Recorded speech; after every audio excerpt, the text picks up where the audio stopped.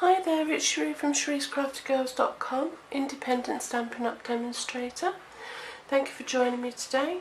Today my project is this rather sweet pull-out chocolate treat box. I've made this in Watermelon Wonder and I've emphasised that in the stamping set that I've used, which is also Watermelon Wonder. For the green I used mint macaron and I used a little heat embossing just to give it a little bit of bling. This has got 3 Lindell chocolates in it, but you can fit 3 Ferrero Rochers in there. I also made a little tag which I've slipped inside as I didn't want to put it on the outside. And it's very, very simple to make your own DSP paper, which we will do today. So to make the box, you're going to need a piece of cardstock. I'm using Emerald Envy today, and that measures 9 by 6.5 for the actual box itself. And then to make the sleeve, you need a piece of, I'm using Very Vanilla, and it measures 6 5/8 by 4 1/16. And we're going to pre-score it because we're going to use some heat embossing and we don't want to crack it when we score and burnish it later on. So you're going to score with the long side at the top at 1/2 inch, 2 inches, 3 5/8, and 5 2/8. Okay, and as I say, we're going to golden burnish that before we do any stamping, simply because we don't want to crack it once we've heat embossed. So burnish all your score lines like so. Then taking some scrap paper, oh, I'm sorry, I must put that on silent, I do apologise. So, taking, now what I did to make the stamp, and I'm going to use Sweet Sugar Plum stamping pad, and I'm going to use several flowers, and I've already put them on a block the way I want them to fall onto my cardstock. I've used this one, the little tulip in here, and the little heart on this block, and I've somewhere, where have I put that? There it is. I've put the little solid flower on a separate block because I'm going to heat emboss that one. So pop them all on a block in whichever order you fancy, and ink up all of them together, making sure they're well inked, and then just randomly stamp them onto your cardstock in no particular order. And I think that, make sure you do ink them properly because I've missed that bit there. I think that'll be fine for those ones. So put them onto the side, clean your stamp on your Stampin' Scrub,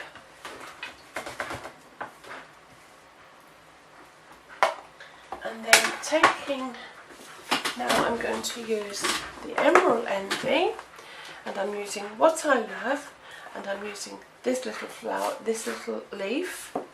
So I've popped that onto my block, and I'm just going to randomly stamp some leaves as well.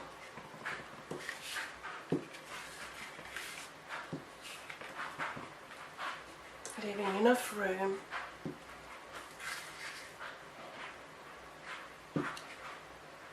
for some embossing. So clean off your stamp, and pop the ink pad away. And now taking your little flower and some scrap paper you've got underneath, you're you're going to use your Versamark and very gently rub it over with your buddy, just to get rid of any sticky finger marks. Ink your little flower and then pop it randomly all over your cardstock.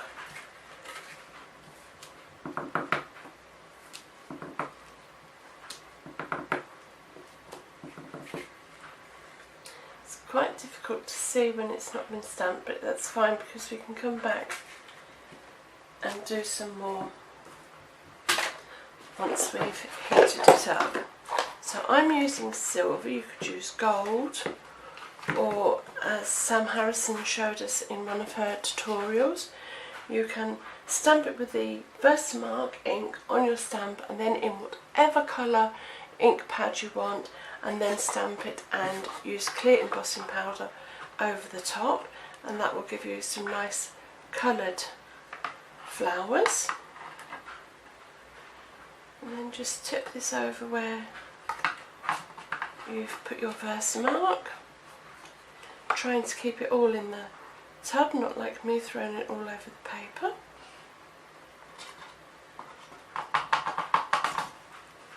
And keep going till you've covered all your flowers.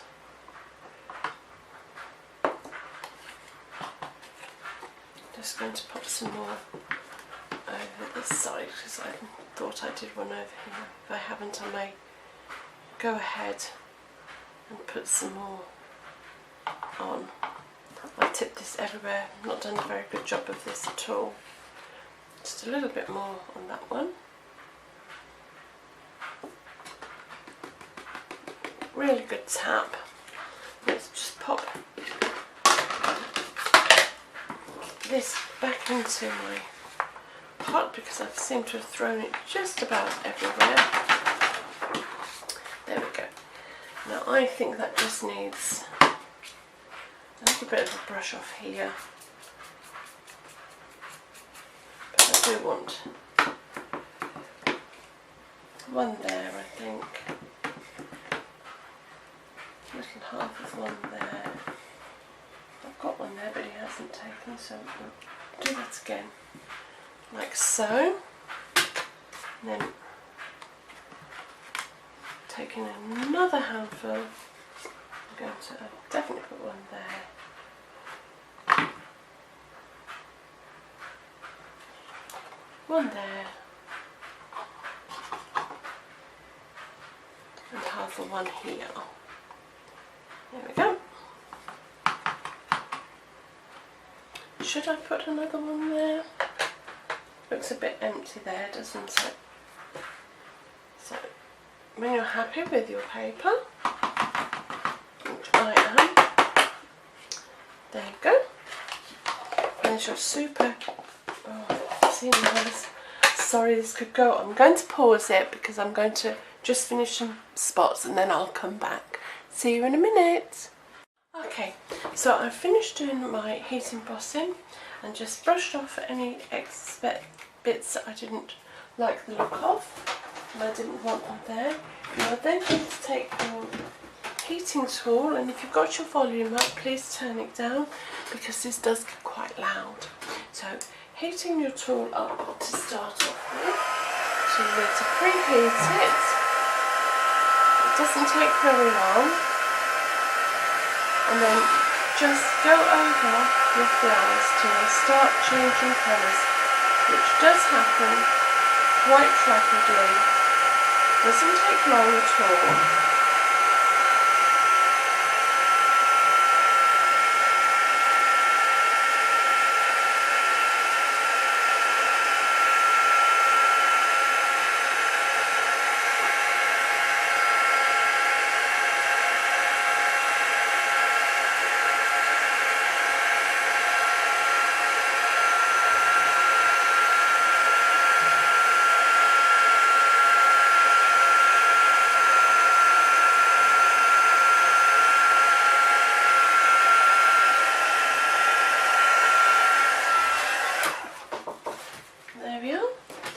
Isn't that stunning?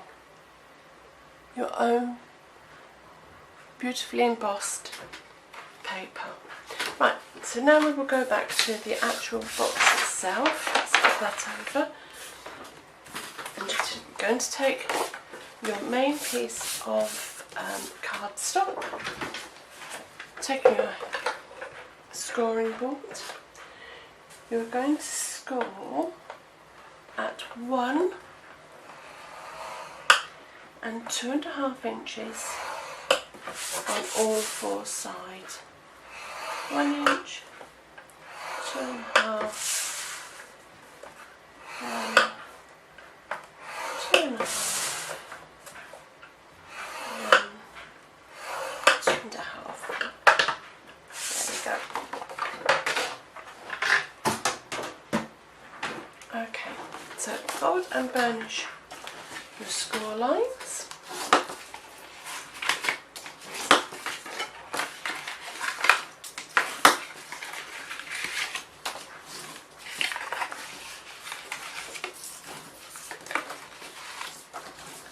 I love this colour. I'm not a green lover, but I do like this. I think it's lovely.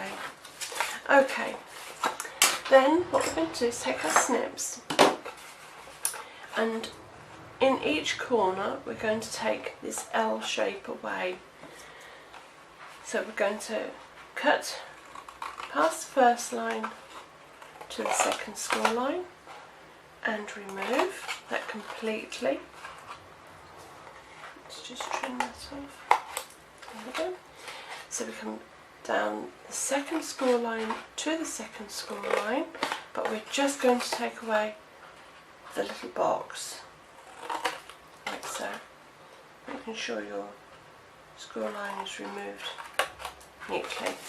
So repeat, on this corner we're going to come second score line in, we come down to the second score line and leave. We come down to the second score line, from the first score line to the second, and remove that completely and take away that box, and repeat on the other side. So you're going to come down past the first line, the second score line in to the second score line, from the first score line to the second score line and remove and take away your little box. So we're going to come past the first one to the second score line, to the second score line, up the first score line to the second score line and remove, and then remove your little box completely. Then just a little notch in each of these ones, just to aid it folding. So just a little notch in each one. That was a big notch. You don't have to do a big one like that at all. It's just a small notch, like so. And the same here. Just a small notch for ease of folding. Right, taking those away, you're now going to decide which end you want your ribbon to be, like so, and you're going to, now you can either mark it so it's dead centre, or you can just eyeball it. Now I can't remember if this reaches to the middle, or whether I have to get my freestanding ones. No, I have to get my other handheld ones. So you need a handheld punch that can reach to the centre of your box, which I think will be, I'll fold that in so I can hold it better. About, it's a bit awkward to angle, but it's, I'm going to go for there and punch it out so you've got a hole in the centre. Pop it over, put a tiny little bit of adhesive either side of the hole and remove. No, first of all we'll get the ribbon. Take just a small amounts of ribbon, however long you want your handle to be, making sure it's folded together. Just pop that through the hole with a pokey tool. Just pop it through like so, and then removing your backing from your sticky tape. You can put both on one side, it's entirely up to you. I just like it so I have one side and one the other, like so, and the same that side. Remove the backing and open your ribbon, and there you have your little handle. Now to construct the box as you would normally, so you want sticky tape, fast fuse or snail. I'll just use some snail on here for speed.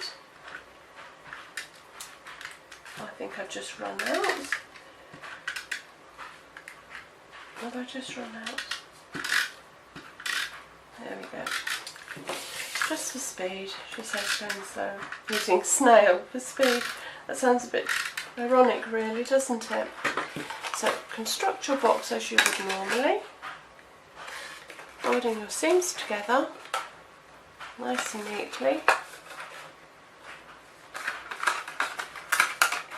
and so, and there we have the outer box made. What I should have done is put some adhesive on the inside of each of these flaps before we made the box. It would have been a lot easier, but just pop some adhesive onto your flaps. So it would have been easier if I'd have done it lying down. I do apologise, but it's not the end of the world. You just simply go around, pop in adhesive, and as you all know, if you watch any of my tutorials, I'm definitely a sticky strip type of girl rather than snail, fast fuse or Tombow, although I do use a lot of Tombow when I make the boxes off camera because I do like the way it closes them and it gives me a little bit of wiggle room, but it just takes a few minutes to set. So then just fold your flaps in. I tend to do both the rectangles first and then put these inside, and that covers the ribbon and holds it quite firm into place. And that's your little box all made. And I think if you use Ferrero Rochers you won't have a lot of room, so you won't need tissue paper, but I just think tissue paper inside just makes it look a little bit more professional. So to do your belly band or your sleeve, it should now just sit round your box nice and neatly, and we don't have to burnish and fold because we've already done that so as not to crack any of our heat embossing. So all that's left to do is put some sticky strip down the thin side of your tab, remove your backing and make your belly band along the seam like so, and then just pop that onto your box, and there it is. Isn't that lovely? Really, really pretty. And to make the little label inside, I used a decorative label punch,